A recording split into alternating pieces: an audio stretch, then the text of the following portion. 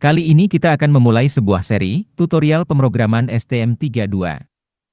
STM32 adalah mikrokontroler 32 bit yang berbasis ARM Cortex-M processor yang dikembangkan oleh ST Microelectronics. STM32 kini mulai populer di kalangan para hobis dan maker melalui STM32 Blue Pill yang banyak beredar di pasaran.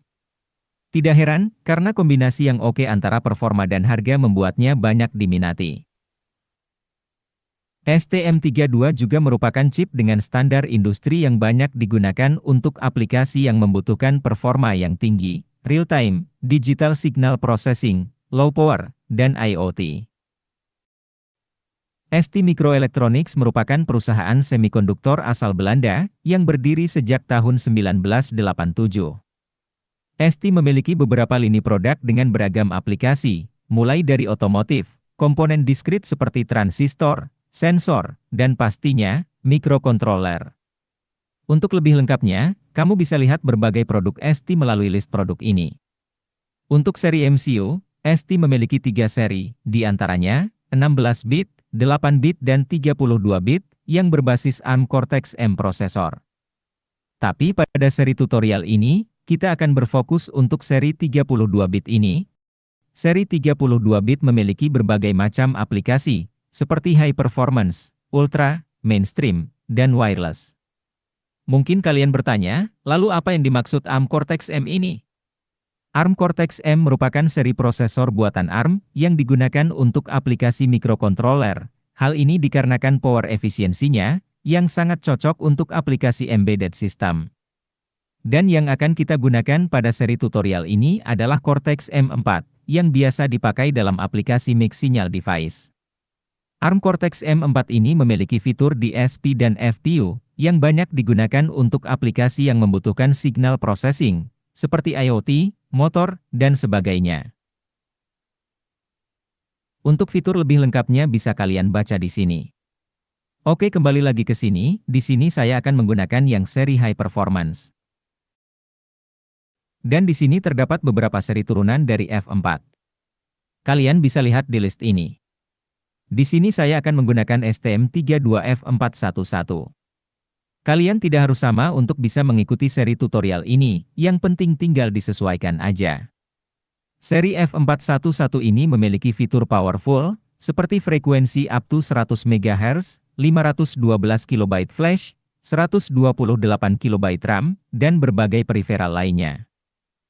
Oke, setelah kita dapat mikrokontrolernya, selanjutnya kita butuh 1. IDE untuk menulis kode. 2. Development board atau evaluation tool. 3. Datasheet. Pertama, kita download dulu IDE-nya. IDE adalah program yang digunakan untuk menulis, mengcompile, dan mengupload program ke mikrokontroler. STM32 Cube IDE adalah program yang kita gunakan. Scroll ke bawah ke bagian Get Software, lalu kalian pilih yang sesuai dengan sistem kalian, dan pilih versi, atau bisa langsung pilih versi terbaru. Nanti kalian akan disuruh login atau register, tinggal ikuti langkah-langkahnya. Setelah kalian login, maka download akan dimulai otomatis. Selanjutnya, kamu bisa install seperti biasa. Untuk boardnya, saya memakai Nucleo F411RE. Kalian tinggal cari board yang sesuai dengan STM32 yang kalian gunakan. Untuk membeli board STM32-nya, kalian bisa cari di toko online ya. Sebelum lanjut ke pembahasan selanjutnya, mari berkenalan dengan board Nucleo ini. ST memiliki beberapa jenis development board guna membantu kita dalam memprogram si STM32-nya. Dari yang paling murah Nucleo board, kemudian Discovery board, dan yang paling mahal, Evaluation board. Dari ketiga varian board ini, Nucleo lah yang paling sering kita jumpai. Selain itu, terdapat board STM32 lainnya yang biasa ditemui di pasaran, seperti STM32 Blue Pill, Black Pill dan sebagainya. Board Nucleo sendiri terdapat beberapa varian. Ada Nucleo 32, Nucleo 64, dan Nucleo 144. Di sini bisa kita lihat, semakin tinggi angkanya, maka semakin banyak jumlah pin dan fiturnya. Oke, mari kita lihat penampakan dari board Nucleo F411RE ini. Di bagian ini, terdapat ST-Link yang digunakan untuk mengupload dan mendebug program melalui port USB Mini B.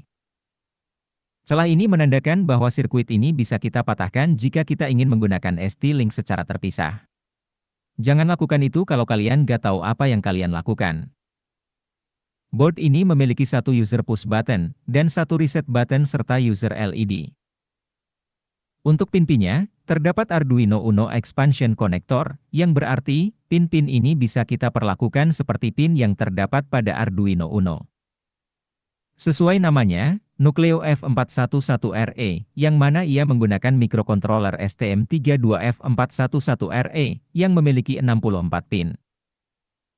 Dan tentu saja, terdapat pin STMorpho untuk mengakses periferal dari mikrokontroler ini.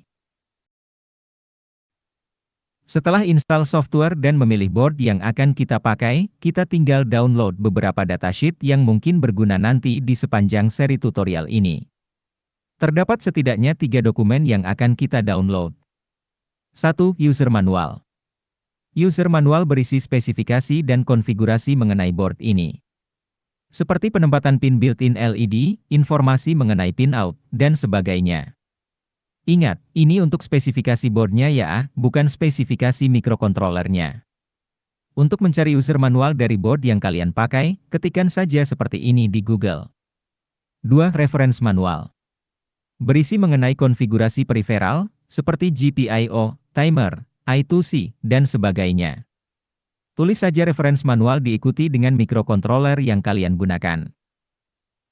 Yang terakhir, datasheet berisi mengenai spesifikasi teknis dari sebuah mikrokontroler, seperti electrical karakteristik, timing diagram, dan sebagainya. Tulis datasheet diikuti dengan mikrokontroler yang kalian gunakan. Setelah semuanya siap, buka STM32Cube IDE. Di sini kamu bisa menyimpan workspace di mana saja. Workspace ini digunakan untuk menyimpan semua proyek yang kita buat. Karena kita akan terus menggunakan workspace ini, maka kamu bisa pilih Use this as default. Klik Launch. Dari tampilan Home ini kamu bisa pilih Start New Project. Atau, kamu bisa melalui File, New, Start New STM32 Project, klik, tunggu sampai kotak dialog Target Selection muncul.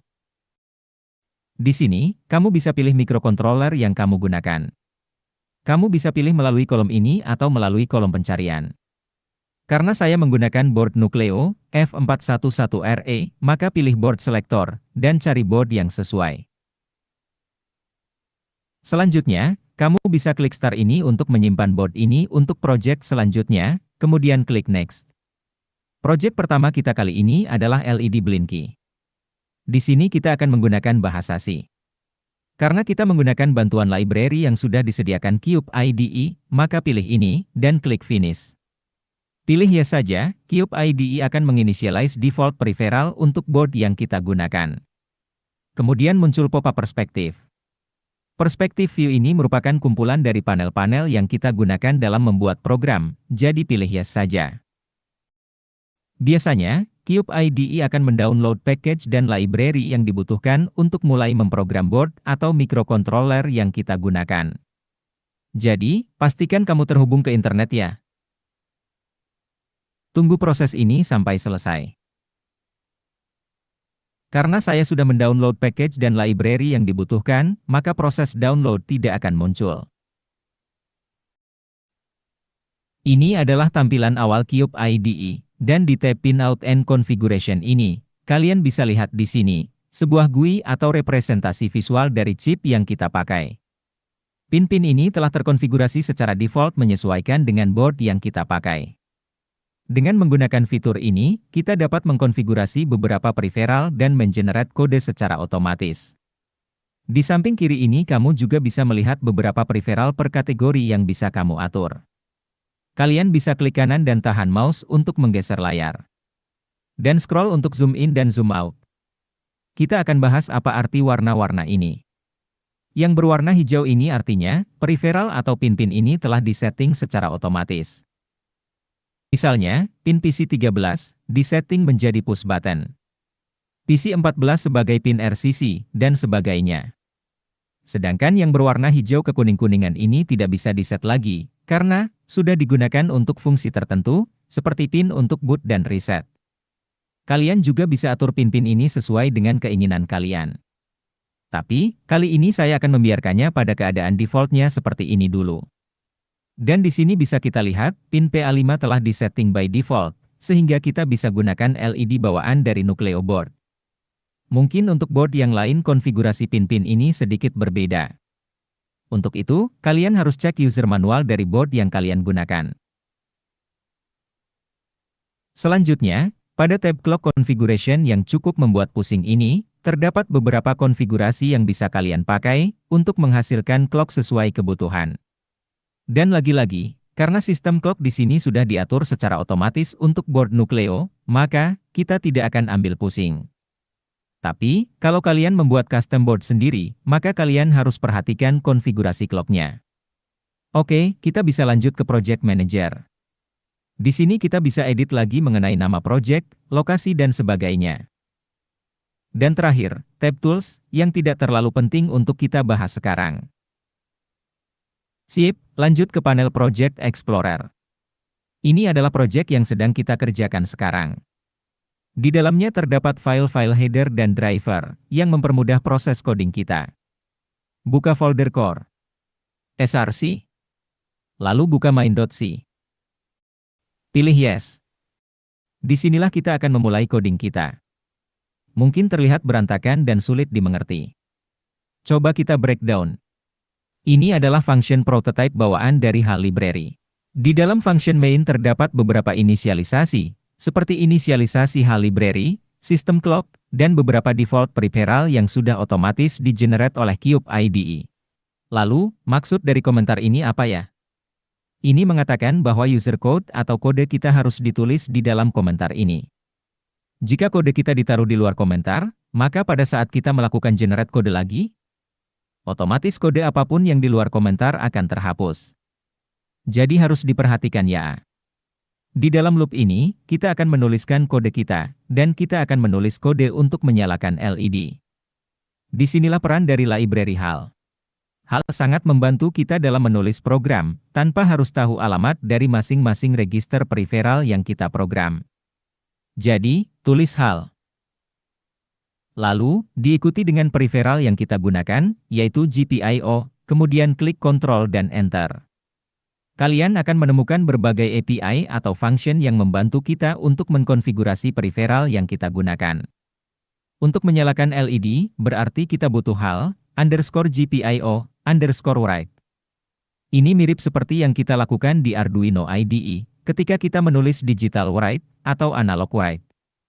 Jika kalian lupa di mana pin LED tersambung, kalian bisa buka file IOC ini dan cari di mana LED tersambung.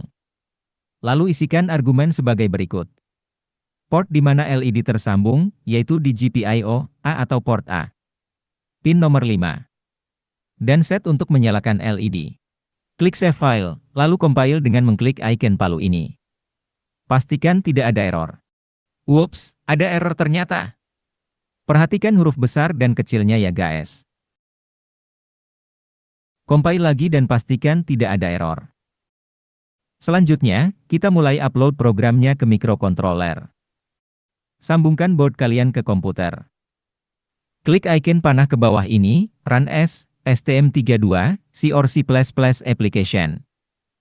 Pada menu debug configuration, kita bisa langsung klik OK, karena semua sudah diatur secara otomatis untuk board Nucleo ini.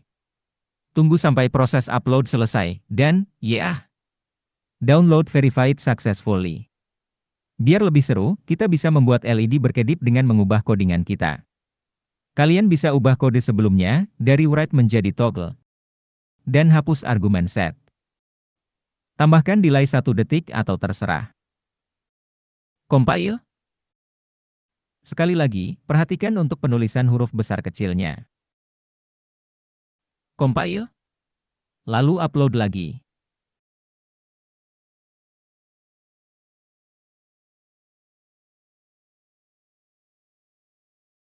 Sekian video tutorial kali ini. Di video selanjutnya, kita akan menulis kode dari awal, tanpa bantuan HAL Library. Jadi, pastikan kamu subscribe channel ini, untuk terus bisa mendapatkan tutorial bermanfaat lainnya, mengenai dunia embedded system.